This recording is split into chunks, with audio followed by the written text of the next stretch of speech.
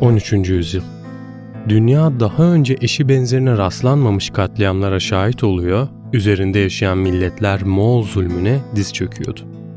Cengiz Han'ın kurduğu bu eşsiz imparatorluk, sınırlarını batıda Balkanlara, doğuda ise Pasifik Okyanusu'na kadar genişletmişti.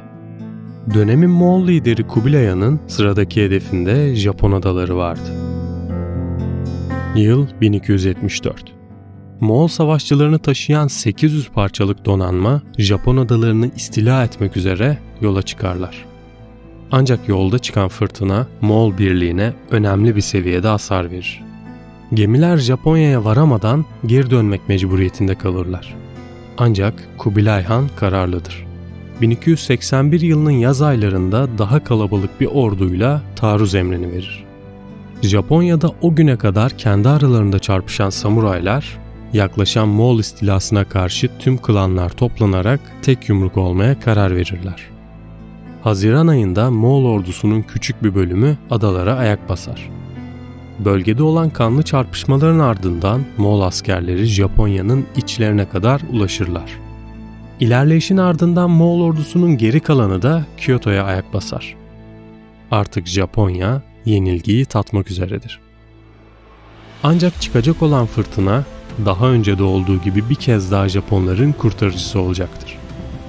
Kyoto'da çıkan fırtına yüzlerce Moğol gemisinin alabor olmasına sebep olur. Savaş bir anda Japonların lehine döner. Geride kalan az sayıda Moğol askeri samuraylar tarafından bertaraf edilir.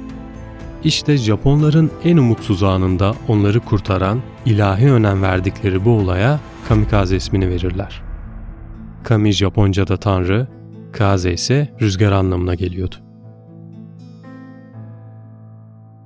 Yaşanan bu olayın üzerinden tam 700 yıl geçmişti. Dünyayı tesiri altına alan ve milyonlarca insanın ölümüne sebebiyet verecek 2. Dünya Savaşı tüm vahşiliğiyle devam ediyordu. Dünya üzerinde bulunan neredeyse tüm ülkeler 2. Dünya Savaşı'nın oluşturduğu hasarlardan nasibini alıyordu. Oluşan bu kaos ortamında Japonya'yı Asya'ya hükmetme düşüncesi sarmıştı. Bu da onları Amerika Birleşik Devletleri'nin Pearl Harbor askeri üssüne ani bir baskın yaparak Hitler Almanyası ve Mussolini İtalya'sının yanında savaşa girmelerine neden oldu. Bu ani baskının etkisiyle elde ettiği stratejik üstünlüğünü 1942 yılında ABD'nin Pasifik cephesini açmasıyla kaybeden Japonya, aynı yıl Midway Savaşı'nda bozguna uğramasıyla da taarruz gücünü yitirmişti. Savaş ortamındaki gelişmeler Japonya'ya kaybedeceğinin sinyallerini vermiş ve Japonya tek çıkar yolun Amerika'yı anakaradan uzak tutmak olduğunu kararlaştırmıştı. Ancak gelişen teknoloji Amerika'nın savaştaki konumunu iyice avantajlı kılmış ve yeni savaş uçaklarıyla Japonya'nın belki de en önemli hava üssü olan Saipan'i ele geçirmişti. Hatta savaşın kaderini değiştirecek olan B-29 ağır bombardıman uçakları buradan havalanarak Japon topraklarını vuracaktı.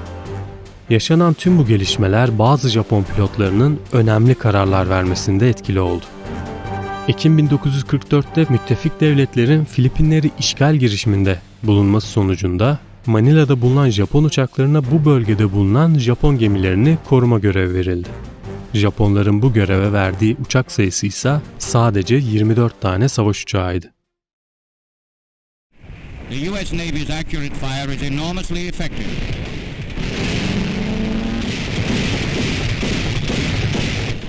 Yenilgiyi kısmen kabullenmiş bazı Japon pilotları Pasifik Okyanusu'nda bulunan 3 Amerikan gemisine intihar saldırısı yaptı ve ciddi derecede hasarlar verdi. Bu uygulama Japonya tarafından gururla karşılandı ve bu saldırıların genişletilmesine karar verildi. İkinci Dünya Savaşı'nı minimum zayiatlarla sonlandırmayı hedefleyen Japonya, yaşanan bu olaydan sonra özel bir intihar birliği oluşturdu. Oluşturulan bu birliğe Japon tarihinde Moğol donanmasını batıran Tanrı'nın rüzgarı anlamına gelen kamikaze ismi verildi. Japonlar aynı geçmişte olduğu gibi en zor zamanlarında göklerden gelecek ilahi bir yardıma ihtiyaç duyuyorlardı. Zaten halihazırda intihar saldırısı ya da devlet için canını feda etme düşüncesi Japon kültüründe var olan bir olguydu. Kamikaze pilotlarını bizzat komuta edecek olan Hava Kuvvetleri Komutanı, yaşları ortalama 23 olan fedailerine kendisinin de takımı takip edeceğine dair söz verdi. Bundan sonra ise organize olarak yapılan ilk kamikaze saldırısı 21 Ekim 1944 tarihinde Avusturya filosunun sancak gemisine yapıldı. Saldırıya uğrayan askerler ilk kez bu tür bir saldırıyla karşılaştıklarından dolayı büyük bir şok yaşamışlar ve bu tür bir fedakarlığın arkasındaki mantığa anlam veremediklerinden kamikaze pilotlarını beyni yıkanmış fanatikler olarak nitelendirmişlerdi. Kamikaze pilotları başlangıçta doğrudan verilen emirlerle atanıyorlardı.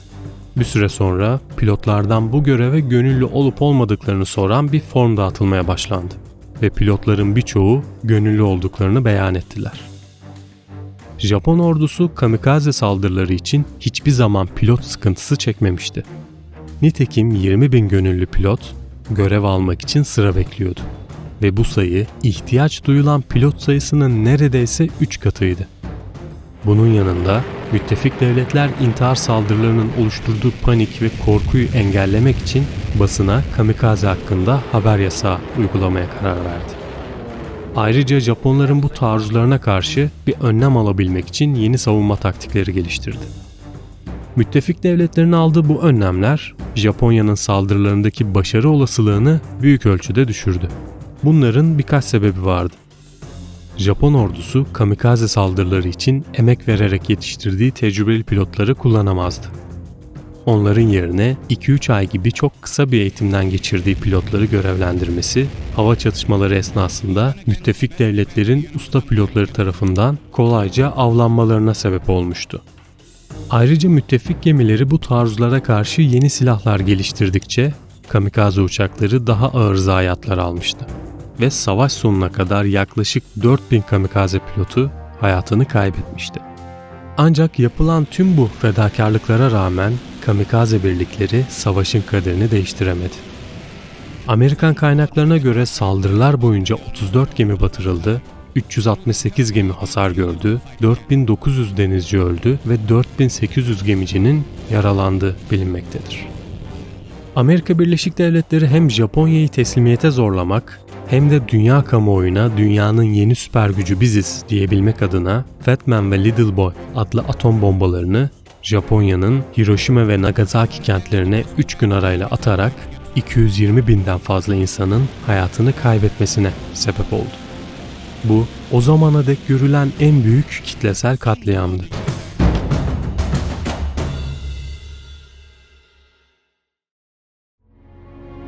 Yaşanan bu acı hadiseden sonra 15 Ağustos 1945 sabahı dönemin Japon İmparatoru radyodan Japonya'nın teslim olduğunu duyurdu. Kamikaze birliklerinin komutanı ise askerlerine verdiği sözü yerine getirdi ve harakiri yaparak yaşamına son verdi. Umarım video hoşunuza gitmiştir. Bir sonraki videoda görüşünceye dek kendinize iyi bakın, hoşça kalın.